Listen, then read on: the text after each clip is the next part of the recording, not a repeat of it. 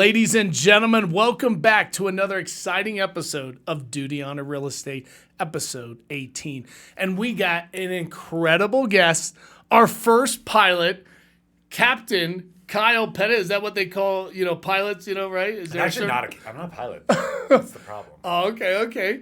But we have our first Air Force Special Forces aviation operations, there we go. right? Yeah. I think in the Army we used to have it, C-130. Is that what you flew? Well, C-130s just carry trash and people. But we AC-130s, so Puff the Magic Dragon, Spectre, Spooky, cannons. Boom. Cannons, bombs, missiles. I think I played that on Call of Duty. You did. Yeah. That's the easiest way to explain it to people. That's right. The Call of Duty upgrade. Well, let's talk about how did you get the opportunity to live out Call of Duty? That is a good question. Joined the Air Force. So I did ROTC in college and then was not fortunate enough to get a pilot slot. And at the time, it was funny because I was like, I don't really care. I wasn't that interested in aviation. It was just the hot thing to do.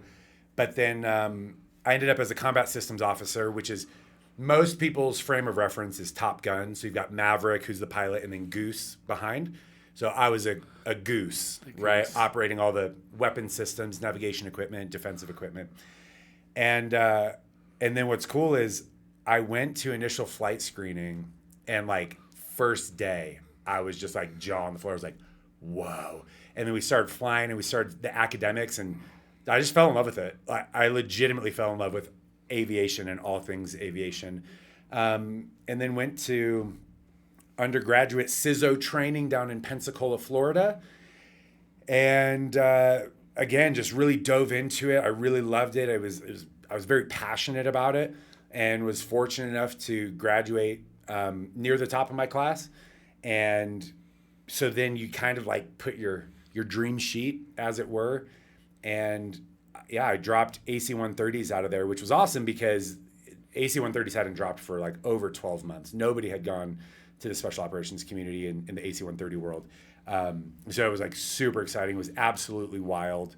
And then I spent the rest of my career out in New Mexico, actually, where they're based out of. And it was absolutely wild. It was a wild career. I mean, I think it's cool to learn about the Goose, right? Everyone thinks about the Maverick, but, the Goose is where you get loose, baby. I tell my wife that all the time because my wife is a gunship pilot. Oh. That's how we met.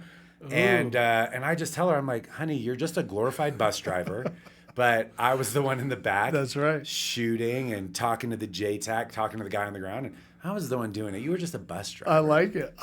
We have a good feud at home. That's cool. That's cool. But I'm sure you're still her goose. Yeah. Always. No, that's awesome. To have that significant other, in the military as well.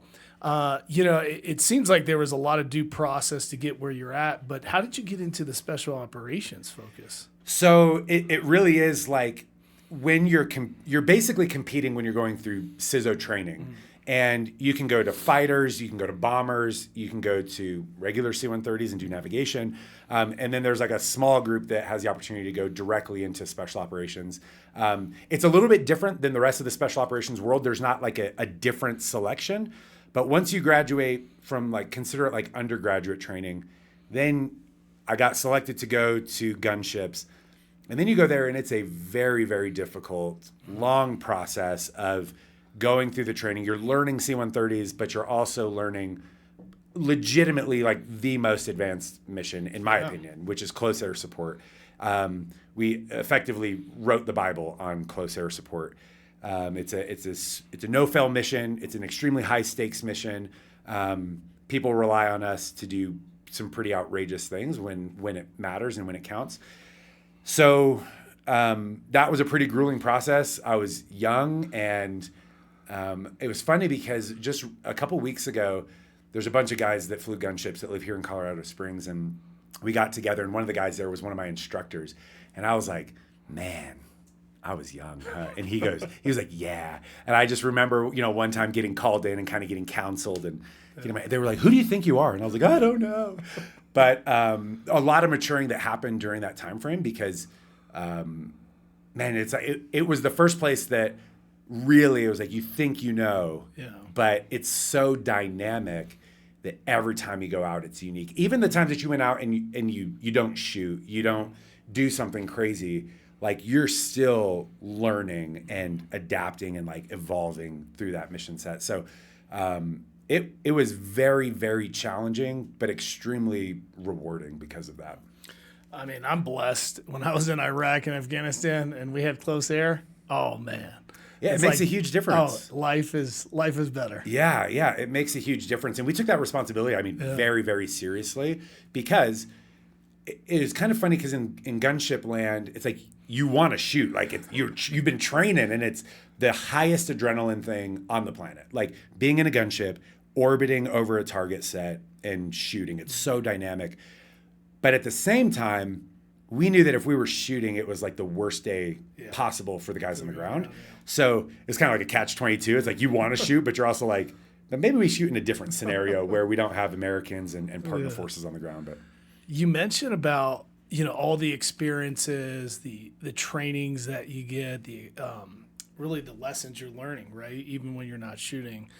If you could like encapsulate all those lessons, what was one that like stays true to you now? That is, I thought long and hard about this question because thankfully you did prepare me for that one.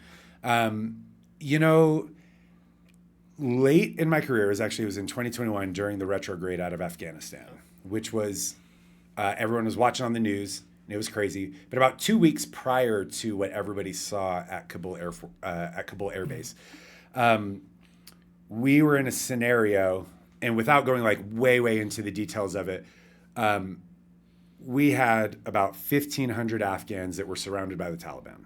So Afghan army surrounded by the Taliban, and they were waiting for a normal C-130 to come pick them up. We had no comms with those C-130s because they were Afghan.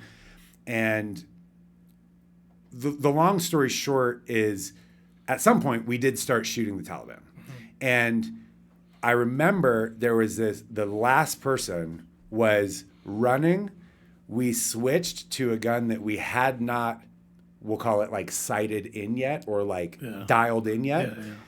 And it was kind of a one-shot opportunity. So I took the shot and, success. The reason though that was so important was because I truly don't know anybody that was more deliberate about training when they were shooting. And what I mean by that is like every sortie when we're home stationed, we go out and we shoot. And it's very easy to just like lay on the trigger. I mean, we're shooting 200 rounds a minute. We're shooting a 105 millimeter cannon. It's very easy. Those are two separate guns. It's very easy to just like spray and pray, if that makes sense. Mm-hmm. But I was nauseatingly obsessed about no more than 2 shots at a time. Because if I shoot 20 bullets, one of those bullets is going to hit the thing I'm aiming at, for sure. There's dispersion. Mm-hmm. But if you shoot 2 bullets at a time, you have to micro-analyze where that bullet is going to land and then what your next volley is going to do. Does that make sense? Of course. And I was so obsessed. And then when I became an instructor in that role, I would make people, I would come up with drills and I would make people do things that they had never done. And it was because of those types of high-stakes scenarios. So when that guy was running, I was really confident. I was like, I haven't even dialed in this gun, but based on historics, based on what the other gun is doing, based on the winds, because, we're 2.5 miles in the air. Wow. Flying at 200 knots and shooting at somebody that's running in a different direction. I was like, based on all that, this is where it should go. And it did. That has translated into so many aspects of my life, especially real estate, that like, man, the little things matter. And like really mastering skills, like skills literally pay the bills and they can get you out of bad places. And like when it really counts, when it's high pressure, like that's not the time to like learn the skill and practice the skill because you're in it, No, I love it. Just hearing you, I can feel that passion, right? And how important it is, like you talk about mastering, but mastering the monotony, right? You train 100%. And you train, but if you don't master that, when it comes down for a game day and you have to make this shot on a weapon that wasn't calibrated, yep. I mean, what do you trust? You gotta trust your instincts, your skill.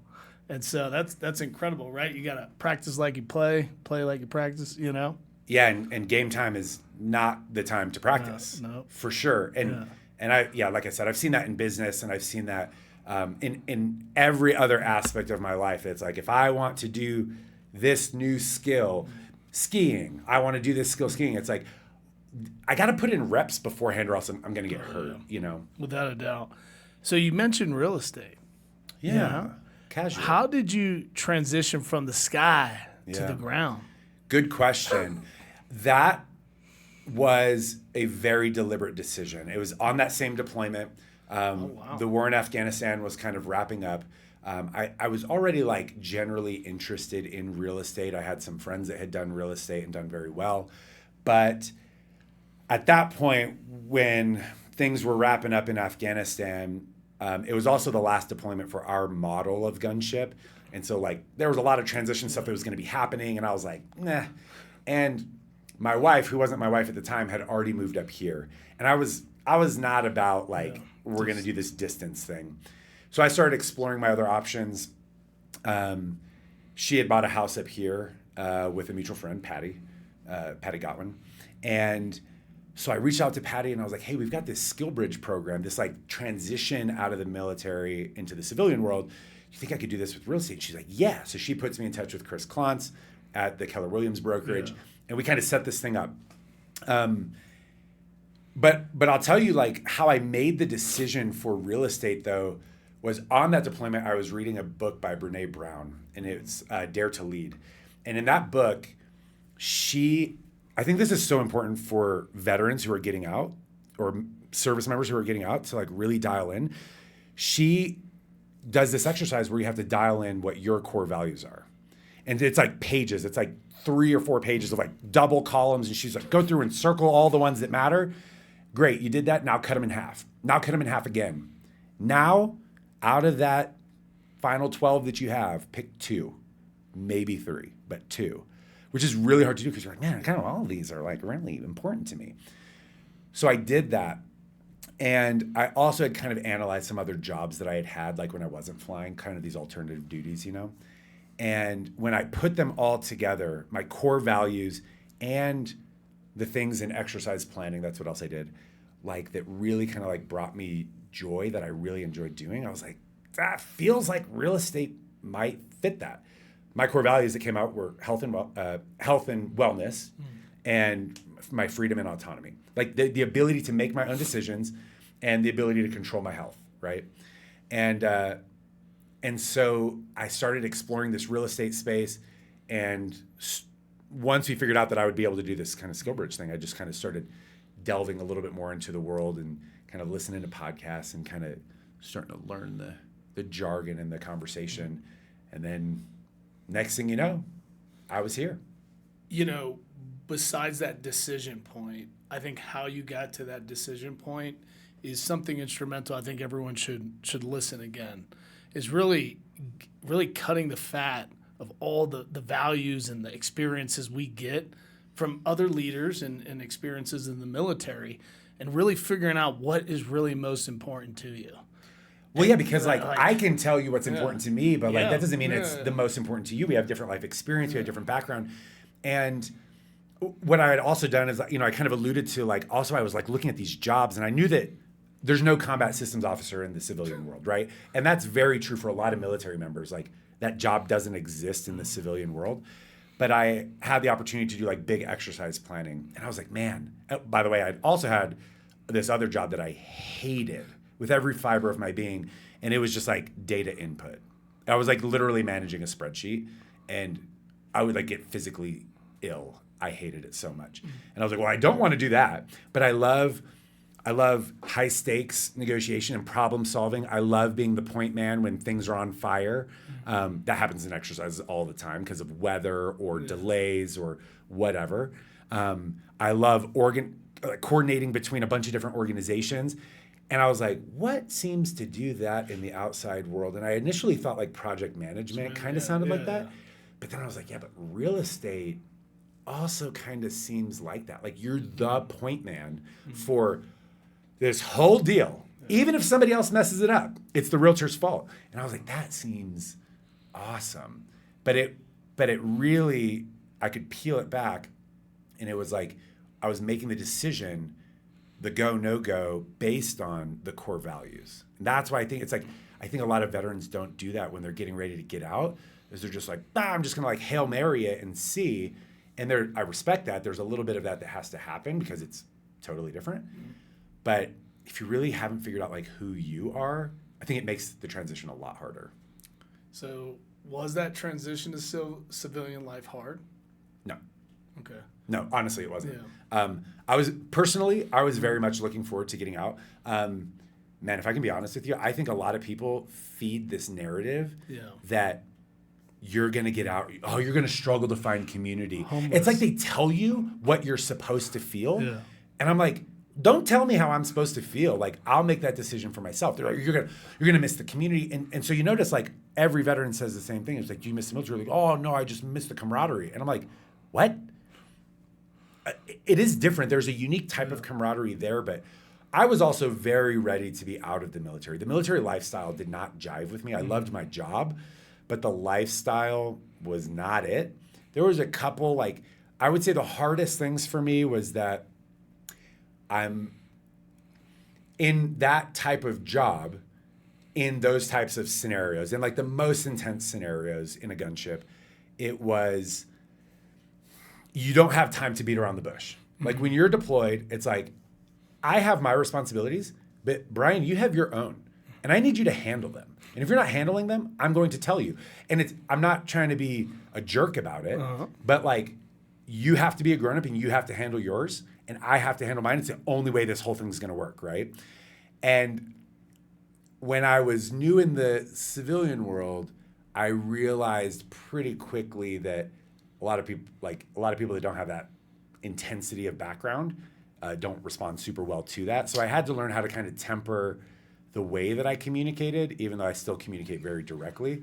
But I also think communicating very directly has helped me in the business because I don't shy away from conflict. I'm not trying to be crass, and I'm not like trying to be untactful, but like that was probably the hardest thing. That's good. Transitioning. I mean, I concur. I would say I agree we have to have some level of like calibrating, like some level of temperance, if you will, right? Because you are dealing with like civilians on the battlefield, if you will.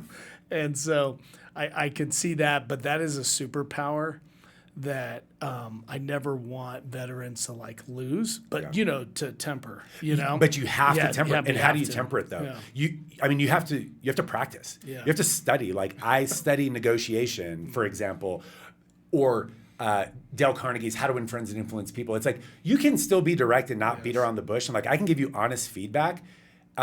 And I can do it and be an absolute jerk. And I can just hide behind like, oh, well, I'm just direct. Like, yeah, but that's not productive.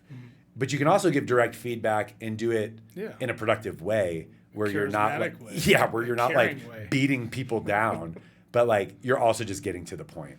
So I don't think you would need a mentor in your transition, but do you think mentors are necessary?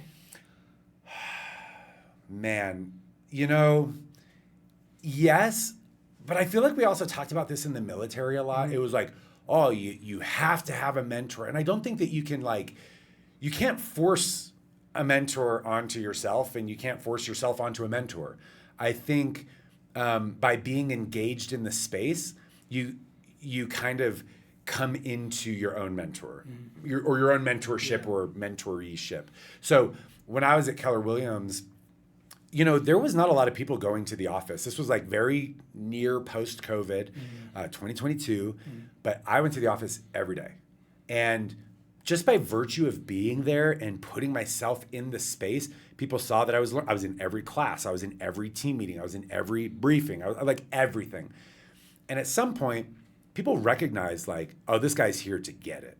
Like he's serious. Yeah. And at some point, like I can ask questions and get some feedback. And then the most critical part is not being, have you ever heard the term an ask hole? Where it's somebody that asks for advice, but then they don't do the advice that you tell them. Like I did not ever want to be that. So the team leader over there, Chris Klontz, phenomenal. He I would say like initially he was probably the one that took me under his wing the most, but he would like, this is how you're going to be successful in this business. And I was like, okay. So I went and did that because I didn't know what else to do. In that sense, yes. But what was funny is like when I joined a team is like I didn't rely on the team leader to like, okay, I need you to mentor me and tell me everything to do. I was just like, and I think this is, by the way, the number one skill of a new agent is, are you a self-starter? Because what's crazy about this business is the team leader, the brokerage leader, the mentor, they're not just a mentor. They're also running their own business most of the time. And it's like, this guy or girl is not going to be here to just hold my hand and, walk me through everything. They're going to expect me to be a little bit of a self-starter. So yeah, mentorship, it's like a yes and a no. I don't feel like I relied super, super heavily on it, but I could definitely, if you were to ask me like, well, who would you consider your mentors? Like, I could definitely tell you the people that I would call, like in order, who would I call? Sure, they're mentors, but not in the sense that it's like, who's gonna like hold my hand and walk me through the whole thing. Yeah. You know what I mean? No, I love it because you're really getting into like that tactic, that mission focused training that's coming out of you. And we all have that. If you were a competent service member, you definitely have that inside you. Man, can I disagree? What do you mean? I disagree with that. I don't think that all the service members do. Well, the assumption was if they were competent. Okay, fair. If they were competent. Yeah. Like they have something to reach into. Yeah, I would agree with that because, we did this SkillBridge with a lot of people that came out, and I had to start asking, like, do you consider yourself to be a self-starter? And of course, everybody's going to say yes because they feel like they're in a job interview.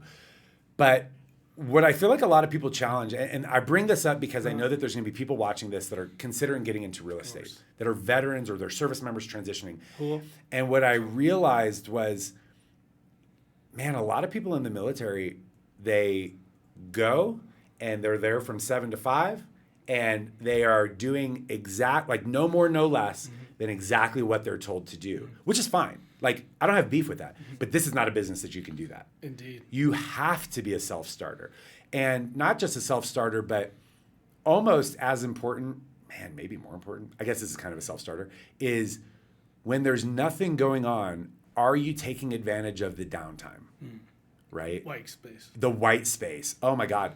And that's like some deep work ethic that, like, in the military, you, in a lot of ways, until you start getting really high in the ranks, man, you can just kind of survive and promote, right? Like, did you get a DUI? Nope. Next rank. You know what I mean?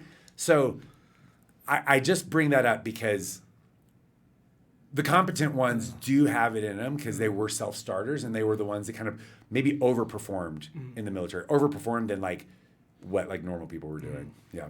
Yeah, it's more like the competent people that just may not have that courage. Yeah. You know? Because you could be competent but maybe not courageous. Yeah. Because it is tough to be a self-starter when it comes to entrepreneurship. Oh my God, yeah. It's not like we got money coming in, Yeah. right? You gotta go find it. Yep. And, a couple of things you hit on, which I think we could start creating kind of like a little skill set that you would need to be successful in real estate based on your experience. But you talk about showing up. Half the battle is showing up to the instruction. And I just can't believe, we're so used to technology and Zoom and not really getting in deep, like actually actively listening, doing practical exercise, improv, right? Understanding like real estate math, right? Underwriting, right? And so that's the first thing if you show up. The second thing I love it is the ask hole, right? It's so funny because, again, in this day and age, people just want a click of a button. And they don't understand that when you receive the information, you need to apply it. And it may not work. So you need to apply it again. You need to do in those reps. You go back to that fundamentals. And then obviously you keep hitting on initiative. And initiative is so important in real estate or, any sales or entrepreneurship. So if we could just get into that in terms about a certain, maybe like a skill set, package. Hey, if you're going to get into real estate right now, these are 3 things that if you consistently do, you're going to be successful, because we're going to get into how those skill sets made you successful, like rookie of the year? See? Man, 3 skill sets. Well, number 1 is you have to love learning, because you know this probably better than anybody, that like it doesn't matter how long you've done this or how many deals you've done, like the next deal will have something you haven't seen yet, right? Which then goes back to like the mentors. Like you have to have some kind of relationship where like you might need to call somebody and be like, I haven't seen this happen, but again, you can't just have a love of learning. You have to be the type of person that learns and then implements. And this job is also a job that does not provide immediate feedback, right? It is a delayed gratification game. I always say to new agents, what you do today will manifest itself in 90 days.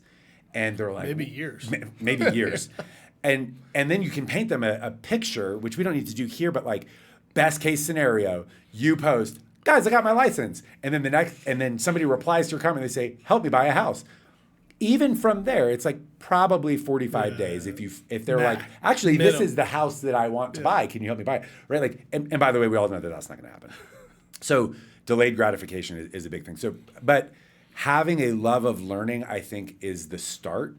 And then the take the initiative, like you have to, because what are you learning about? You're learning about the market. You're learning about economics. You know, Gary Keller, he says, you're not the realtor of choice, you're the economist of choice. And listen, it's not that like I have some fanciful idea that I'm going to be speaking on like some economics show or economics podcast. I'm not. But like I have to have a basic understanding of what things are affecting the housing market from an economic standpoint. Because if you can explain those things, you know, what happens is clients see a bunch of stuff on the news and then they're like, oh my God, Brian, I heard this. And you have to be able to explain, I understand that that's happening nationally, but here's what's happening in Colorado Springs. You also have to be willing to learn some of these other skills that we talked about, whether it's cold calling or learning how to do social media or learning how to negotiate or learning how to do contracts. It's like there is always a skill that you can improve on. I think that's probably the biggest skill. But I'm going to double tap on negotiation because I live by this saying. Every agent says that they're good at negotiating until it's time to negotiate. Of course. Facts. Of course. And like every client is going to be like, well, what are you doing? They're like, well, I negotiate on your behalf. But like, and I'm not Chris Voss, right? Like I'm not writing a book on negotiation, but I study it and I implement and I practice these skills. And sometimes I'm like, oh, that agent actually has 0 skills in negotiation. But that also takes a lot of prep and a lot of practice. And then the other one that I think is just critical is nowadays, you can't be somebody, I just think you can't be somebody that avoids new stuff, new technology. And it goes back to learning. You have to be a lover of learning because the business today is not the same business that it was 10 years ago or 20 years ago. And I think even 3 years ago. And so it's like we're learning new technology, obviously, with social media becoming ever more important, AI becoming ever more prevalent. We have to be leaning forward if you want to be successful in this business, because I think that the people and the brokerages that kind of like rest on their laurels will phase out. I think it's inevitable. Oh, I'm loving it. I hope you guys taking notes here, because there's a treasure chest of tactics here, right? I love learning. You know, on our office we have always be learning. Yes. You know, people talk about always be closing. It's really learning, because if you learn, you can close better. So I love that. Thank you for reinvigorating that. The delayed gratification, I think that's a whole entitlement generation. You know, everyone wants an instant cart, you know, an Uber Eats, a DoorDash type, you know, result, right? Yep. And it's just not going to happen. You know, it's I love what you were talking about, the economist, right? That topic about Gary Keller. Ryan Serhant says, people value your opinion. Your opinion matters. And it's so funny how I've seen so many agents talk, they're afraid because it's not what the book said. It's not what the broker told me to say. It's not what the, you know, whatever. They're trying, like, you have an opinion, and opinion's based on educated research, right? On legitimate research, and it's you giving a perspective. Or they don't have an opinion because they haven't done any research. They haven't done any research. Because they just want to do the bare minimum to get the deal done. Oh, I know that a real estate transaction is 10 to 20% down in a 45-day close. And like, script. Like, that's it. And if there's anything that varies from that, it's like, yeah. And lastly, he talks about be comfortable with being uncomfortable, right? There's all these new things that it's so funny, you know, when I talk about people to transition to commercial, right? I call it expand the profession. And they get scared. They put it on a pedestal. And I'm just like, it's not that serious. They're uncomfortable. They don't want to, you know, fail. Like, of course you're going to fail. You have to fail. And so that's an incredible reminder. And I imagine this treasure chest of skills, right, for you is what helped you make Rookie of the Year. I would think so. Yeah. I mean, yes. Because I look back at those and I want to tell other people, like, not that I am the greatest, but just like when I really identify what was I doing that my colleagues weren't, right? Especially other relatively young agents. And I was fortunate. I was able to join a team and have some success there and have some support there. But it was just relentless, nauseating amount of work. And it was like, I never felt satisfied that I had done enough. You know, like a lot of people, I've heard this quote, and I'm going to butcher it a little bit, but it's like,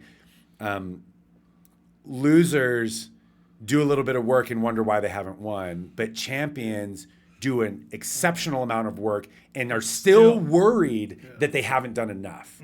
And I feel that a lot. And it's not some like, you know, self-hating, you know, or self-deprecating type of thing.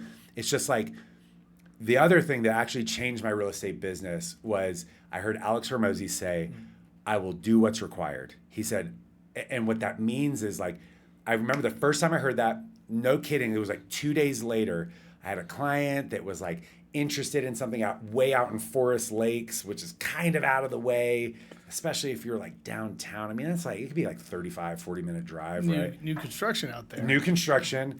And I was like, you know what? I remember Alex said, I just heard him say this, and I was like, I will do what's required. I'm going to drive out there. I'm going to get my drone. And they watched this drone video that I made for them, like literally 75 times. They bought the property. It was my first deal.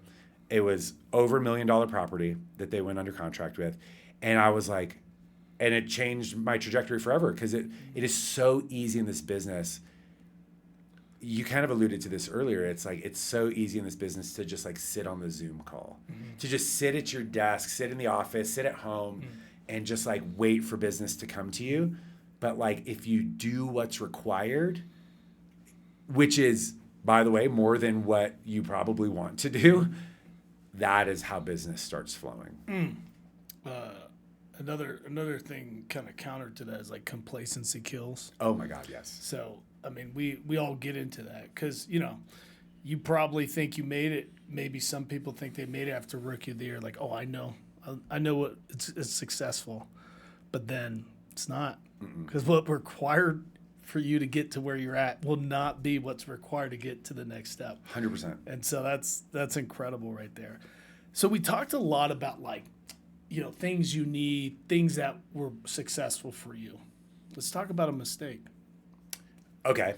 This is an easy one. This was actually when I was really young in the business. Man, God, there's a lot of mistakes here. So this I think is something relevant for new agents because I actually have this conversation most consistently with new agents. And it is that you teach people how to treat you.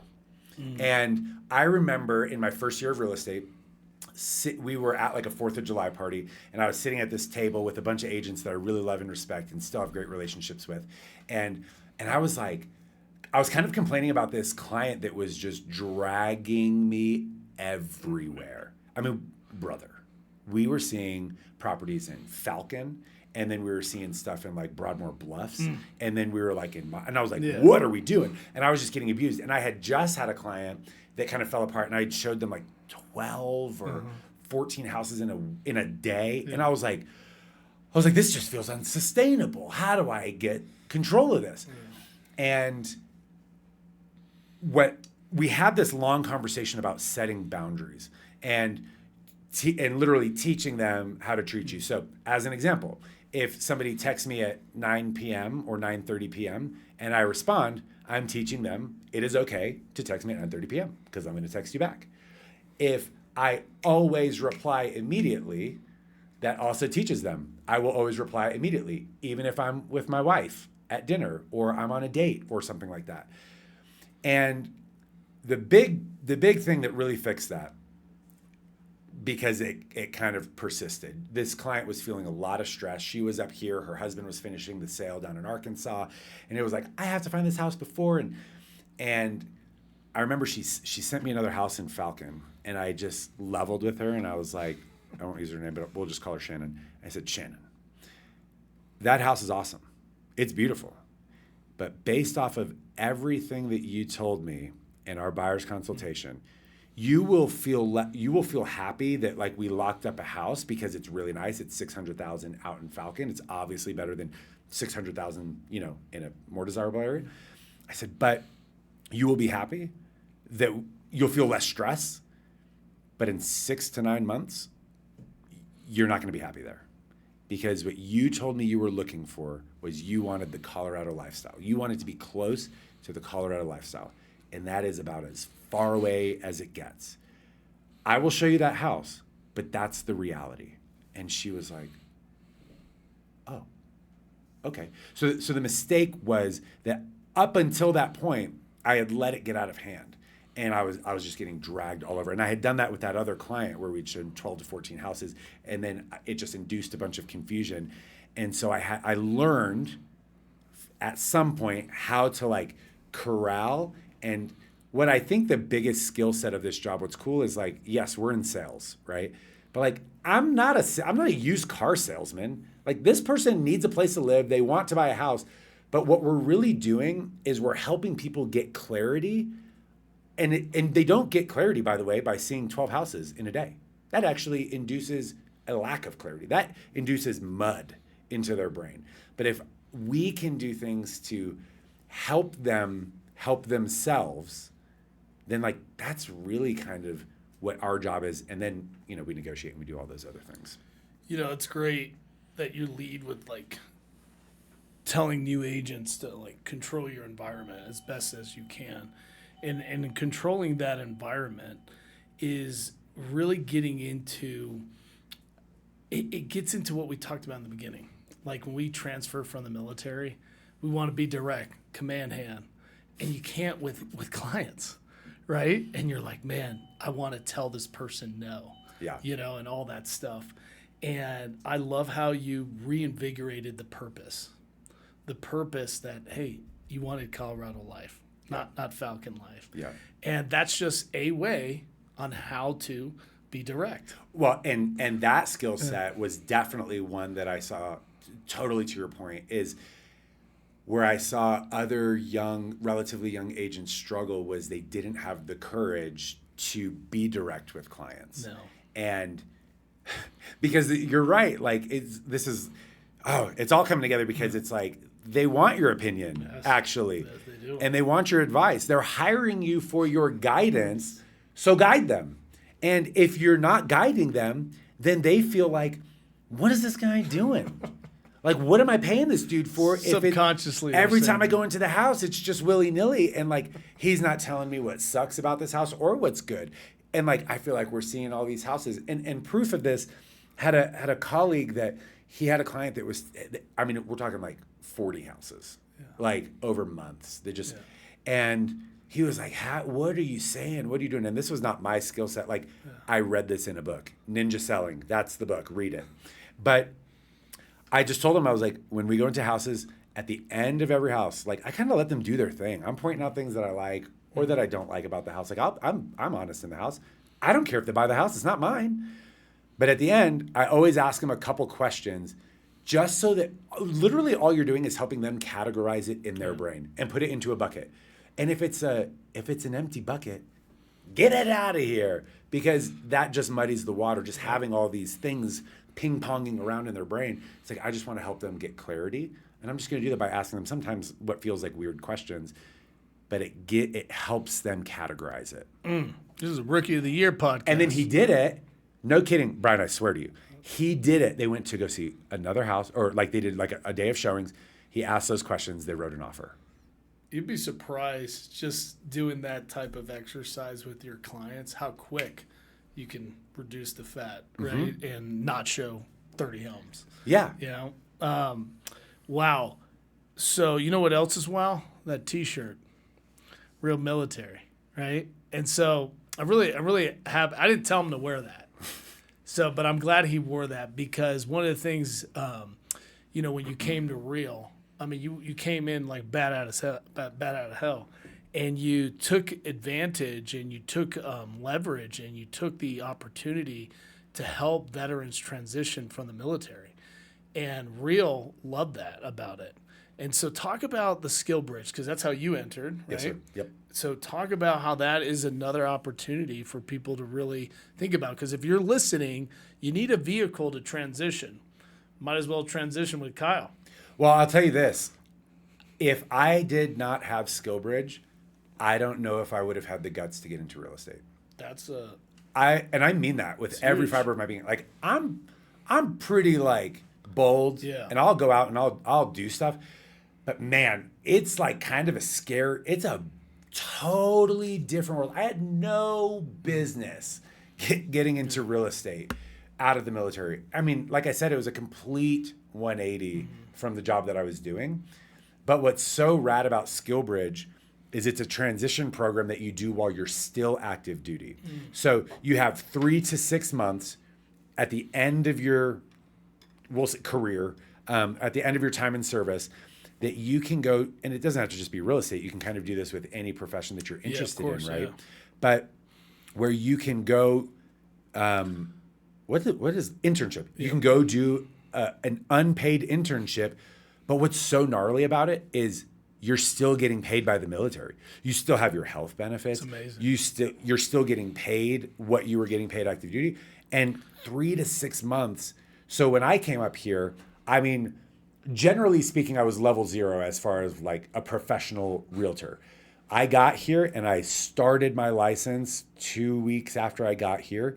And that was like my main focus. So I was like going to the brokerage, participating in trainings, kind of shadowing people here or there. And I was just like trying to be in it as much as possible. But Colorado's program is pretty long. It's like 168 hours. So that was like my main focus. That took me kind of a long time. It was like 3 or 4 months.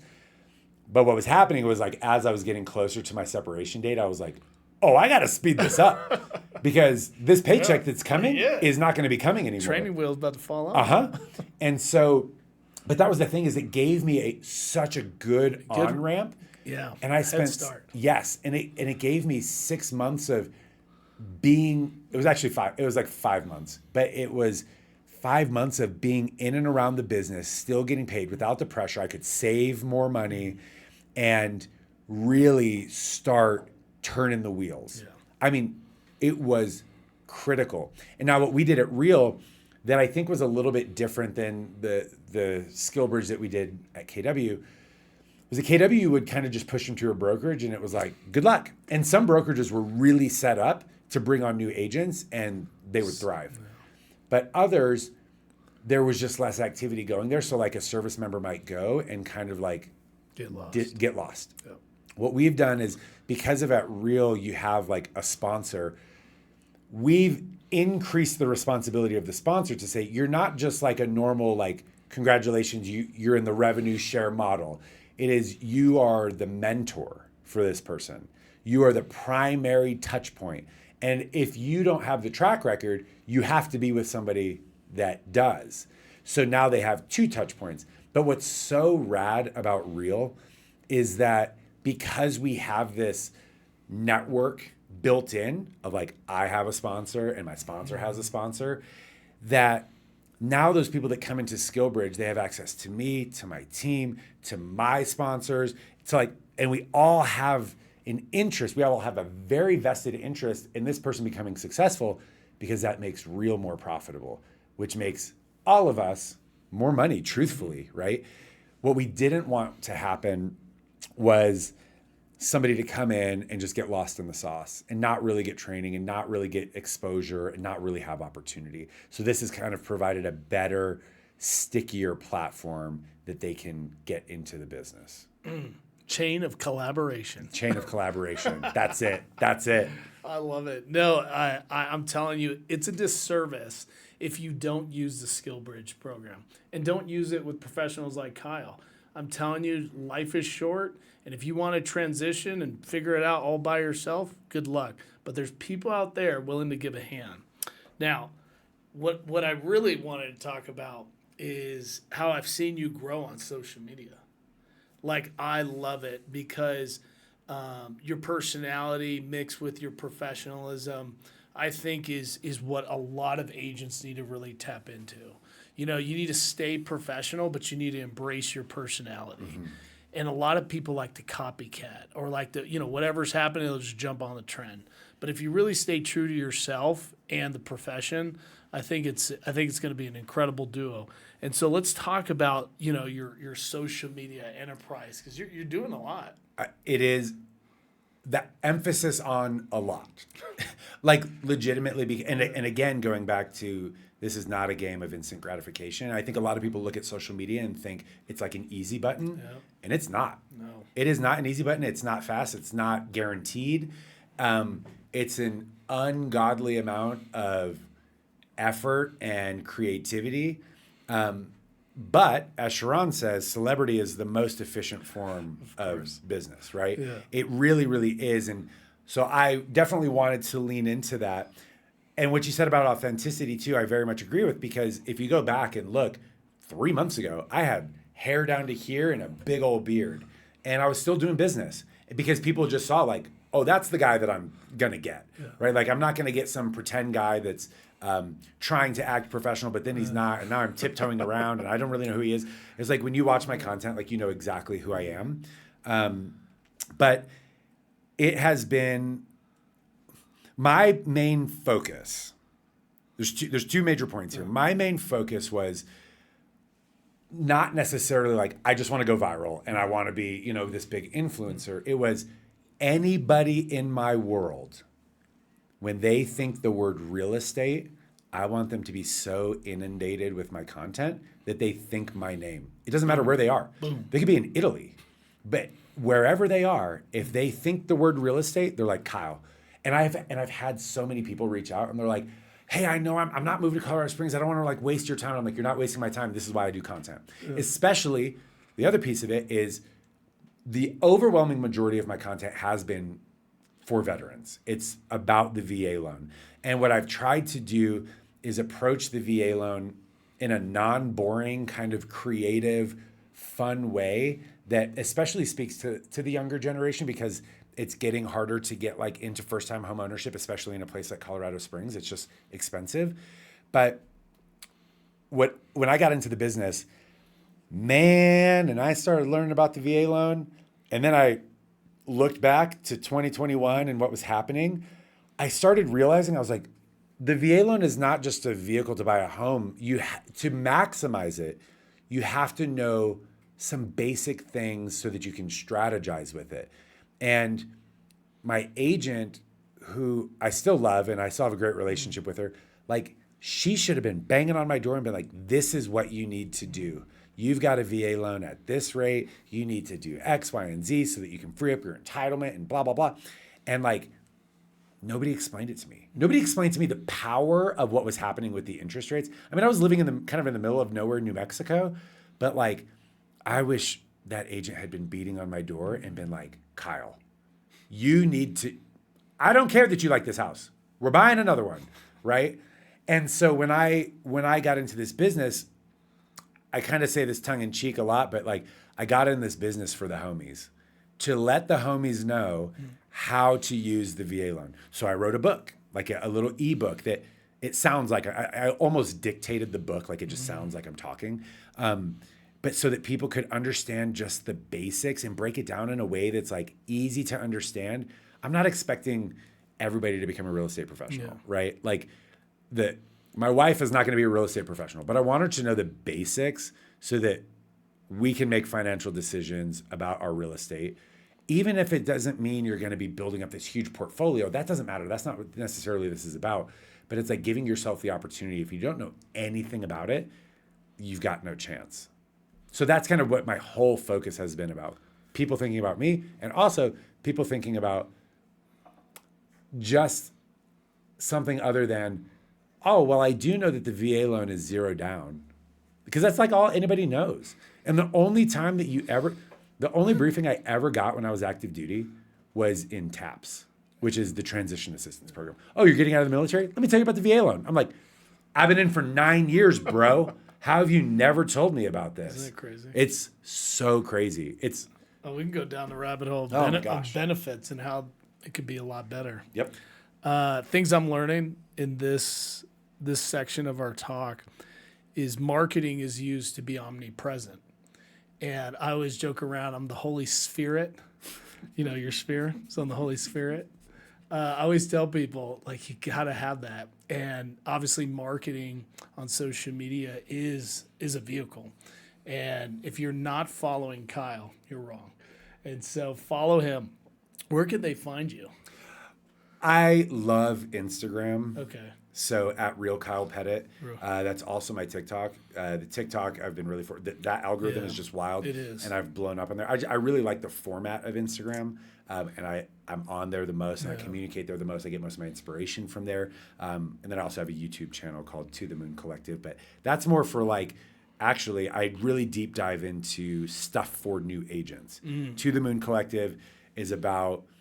Right now, it's about taking your business to the moon. It's going to continue to grow to taking everything, to taking your health to the moon, your relationships to the moon, your business to the moon. Anything that like you're passionate about, take it to the moon and like optimize it. Because I think that life is about growth and giving, and if you're headed to the moon, you're growing. So those are the best places to connect with me.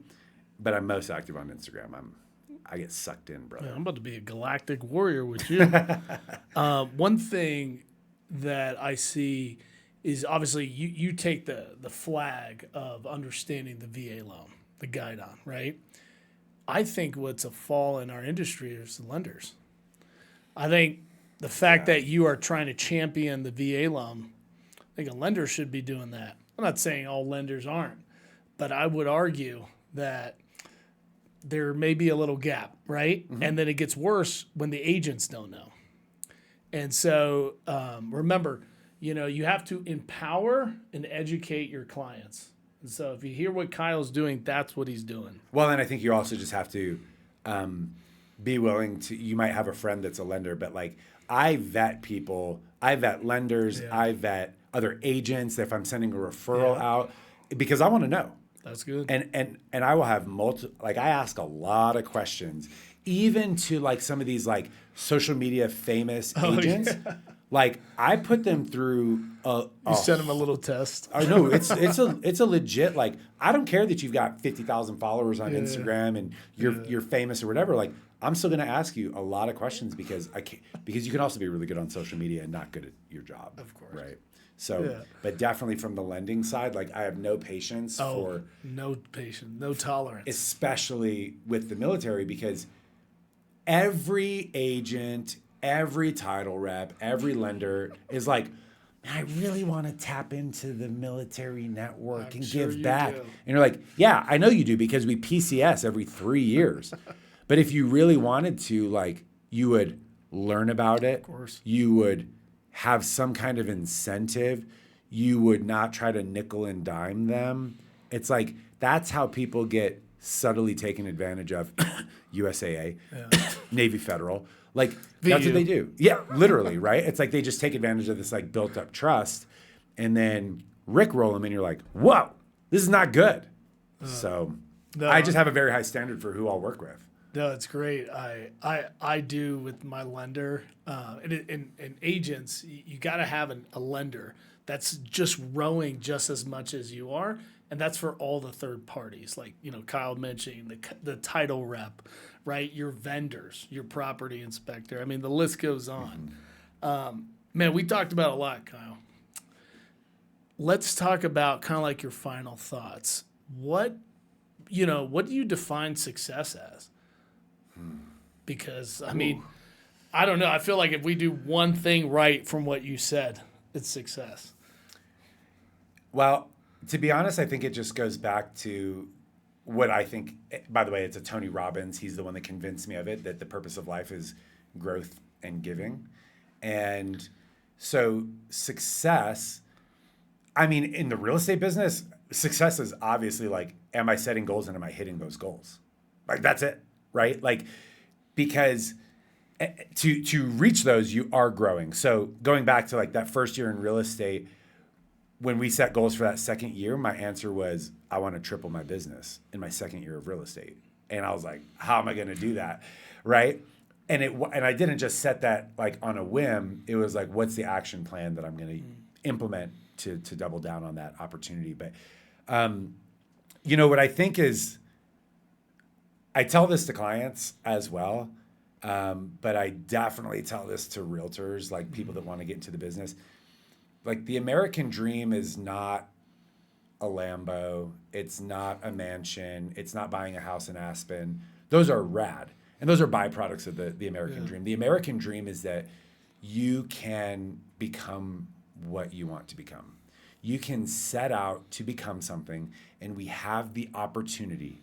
Everybody has the opportunity. Maybe we start at different spots. Maybe it's a little bit easier for somebody because of where they went to school and the education that they got. But everybody, especially in 2025, with AI available to everybody, with YouTube University available to everybody, like, the American dream is that you have the opportunity to become what you want to become. So I can't generally broad brush tell everybody what success is, because I think it's different for everybody.